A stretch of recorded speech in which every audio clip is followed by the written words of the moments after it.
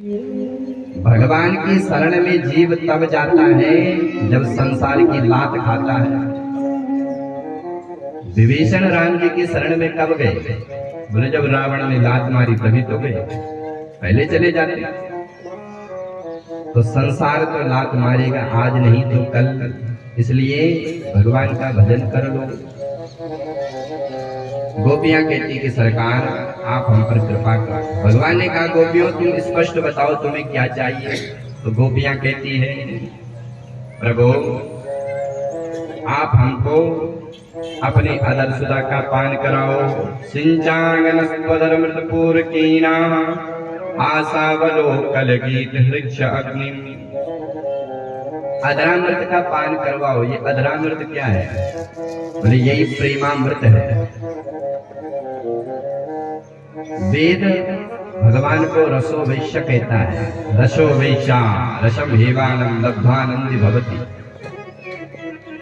तो गोपियां कहती कि सरकार आप रसराज हो तो उस रस का रस स्वादन तो कराओ।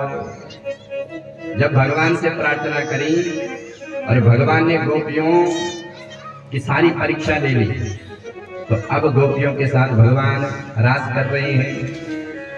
बाहु प्रसार परिरंभ कराल केरो नीवस्त भन नर्म नख कृपाते शैल्यावलोक हस्तैर् सुंदरीणाम उत्तम भयं प्रतिपतिम रमयं चकारा। बाहु फैलाकर भगवान गोपियों का आलिंगन कर रहे हैं। खूब गोपियों के साथ नृत्य कर रहे थे कि आ गया कामदेव, चलाए अपने 5 बाण मोहन स्तंभन उच्चाटन उद्दीपन। पर भगवान ने 5 बाणों को तोड़ करके रतिपतिम रमयन चकारा ऊपर लटका दिया। अब भगवान गोपियों के साथ नृत्य कर रहे हैं और नृत्य करते करते बीच में गोपियों के मन में भगवान के प्रति अपने प्रति अहंकार आ गया। सौभाग्य मद जाग गया और जहां आता है अभिमान वहां से खिसक जाते हैं भगवान। जैसे गोपियों के मन में अभिमान आया कि हमारे समान सौभाग्यशाली कोई नहीं है, जो सौभाग्य रुद्राणी को नहीं मिला, जो सौभाग्य ब्रह्माणी को नहीं मिला, जो सौभाग्य लक्ष्मी को नहीं मिला, वो सौभाग्य हमें मिल रहा है। तो भगवान उसी समय अंतर्धान हो गए। तासां तत सौभगमिदं भिक्षमाणं च केशवाः प्रसमाया प्रसादाय तत्रैवान्तर्धीयता। भगवान अंतर्धान हो गए। अब तो गोपियों की स्थिति बड़ी विकल हो गई। जैसे भगवान अंतर्हित हुए तो गोपियां रुदन करने लग गई, हे श्याम सुंदर तुम कहाँ चले गए? गोपियां सबसे पूछ रही है, वृक्षों से पूछ रही है, पेड़ों से पूछ रही है। बरगद से पूछा कि हे बरगद भैया तुमने हमारे श्याम सुंदर को कहीं देखा? हे बरगद तुम्हारी तो शाखाएं बहुत लंबी लंबी हैं, तुमने हमारे श्याम सुंदर को कहीं देखा? मार्ग में तुलसी का एक बिरवा था। तुलसी से पूछा कि बहन तुलसी तुझसे तो श्याम सुंदर कितना प्रेम करते हैं कि तेरे बिना भोजन भी ग्रहण नहीं करते हैं। तूने हमारे श्याम सुंदर को कहीं देखा? तो हवा का झोंका होता है, तुलसी का बिरवा हिल जाता है। तो गोपियां कहती देख देख मना कर रही है, मैं नहीं बताऊंगा। गोपियां कहती है कि ये हमें क्या बताएगी, ये तो हमारी सौत है। तो तुलसी को भी खरी खरी सुनाती है। अंत में गोपियों ने मन में विचार किया कि चलो हम भगवान की लीला का अनुकरण करते हैं। जो लीला ठाकुर ने करी है वही लीला करेंगी, तो शायद भगवान हमको रोकेंगे कि देवी ऐसी लीला नहीं, ऐसी करो, क्योंकि हमको लीला करनी तो आएगी नहीं। तो एक गोपी बन गई कृष्ण। कृष्ण बनी गोपी ने गोवर्धन को उठा लिया और कहती है कि माँ वैष्णवात वर्षाभ्याम पत्राणाम विहितम मया।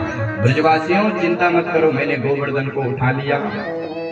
चुनरी को हिलाती और कहती मैंने गोवर्धन को उठा लिया, फिर भी भगवान नहीं आए।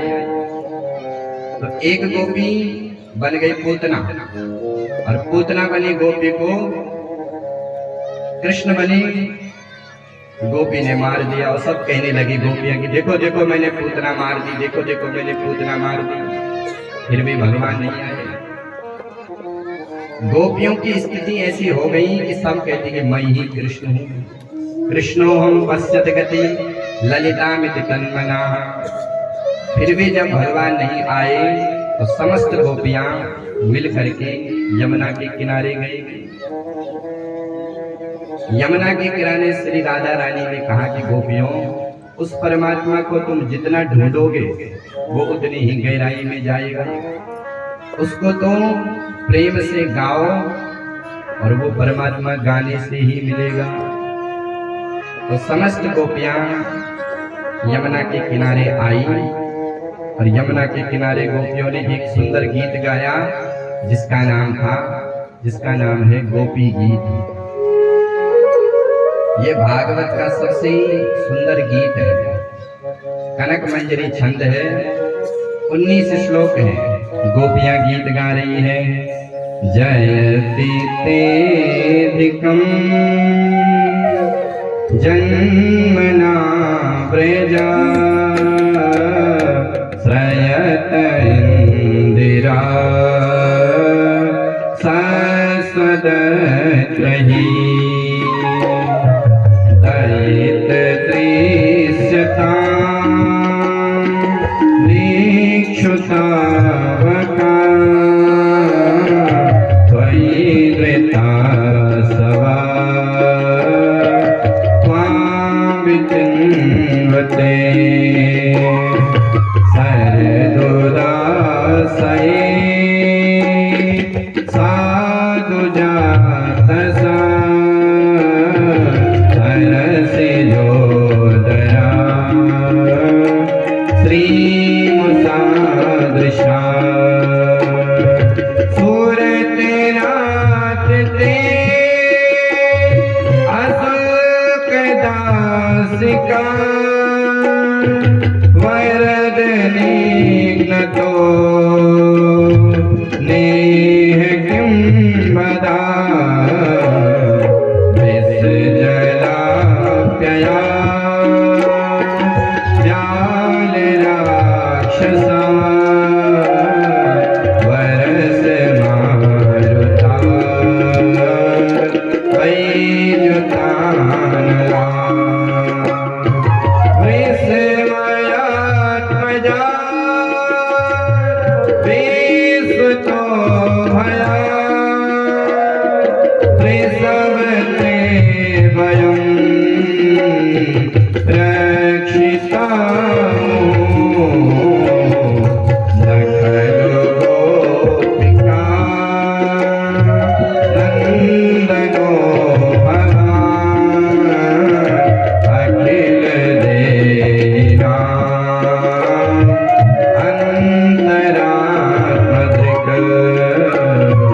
विघ्न सार्थितो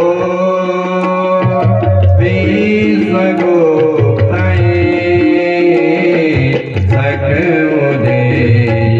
सकमुदेवान् सात्वतां कुले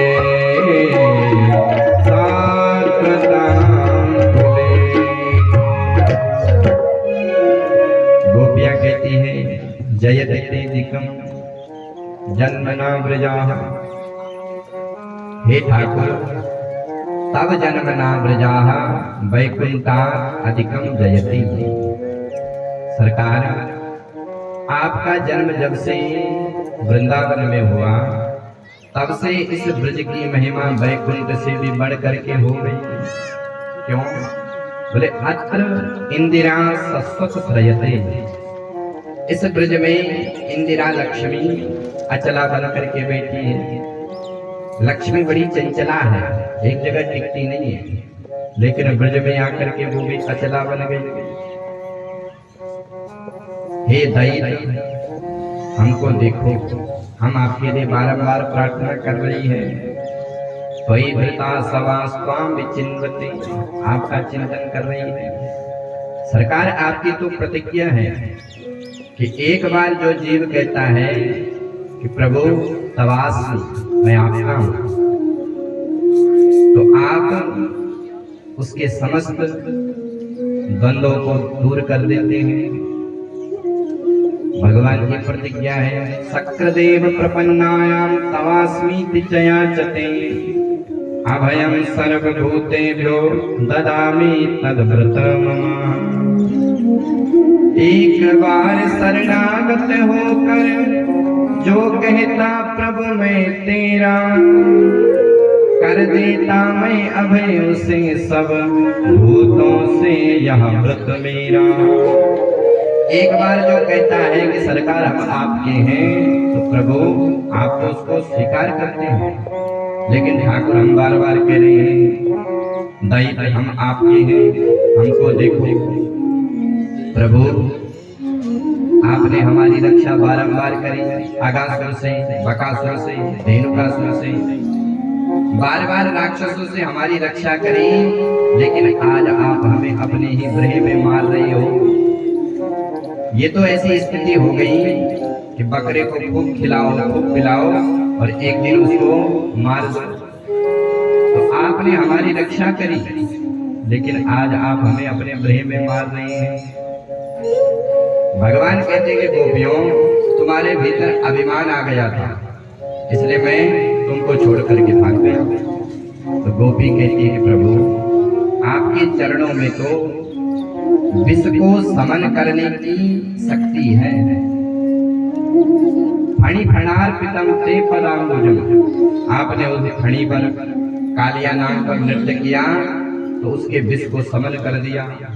तो आप अपने चरणों को हमारे हृदय पर धारण कर लेते, हमारे जितने भी विकार हैं, क्रोधादि विकार हैं, उनको आप समन कर लेते। भगवान कहते हैं कि गोपियों तुम प्रेमी नहीं हो। यदि तुम प्रेमी होते तो अब तक प्रेमी तो वो होता है कि जो अपने प्रेमी के बिना रह नहीं सकता है। राजा दशरथ राम से कितना प्रेम करते थे, लेकिन राम का प्रेम सहन नहीं कर पाए, मर गए। तो गोपियां कहती है कि सरकार हम आपसे बहुत प्रेम करते हैं, लेकिन हम मरना भी चाह रहे हैं, लेकिन मर नहीं पा रहे हैं। क्यों? बोले महाराज हमने अमृतपान कर रखा है।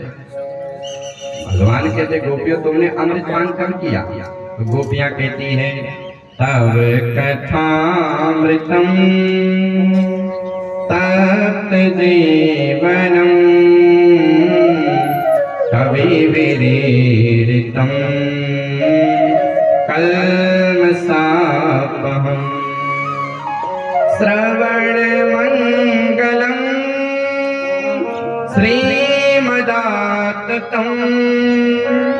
भुवि गृह्णन्ति ते भूरिदा जना तव कथामृतम्। सरकार हमने आपका कथामृत पान किया है, और जो भगवान की कथा को पीता है, सुनता है, वो अमर हो जाता है। तब कथामृतम तप्त जीवनम, तपे हुए प्राणी को नवजीवन प्रदान करने वाला आपका कथामृत है।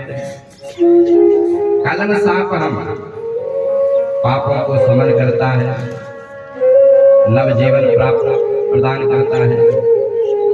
तो गोपियों ने भगवान की बड़ी सुंदर स्तुति करी, गोपी गीत गाया। तो अब गोपियों को गाने दो, अर्ध विश्राम का समय हो गया है। गोपी भगवान का स्मरण कर रही है और आप बढ़िया चाय पियो।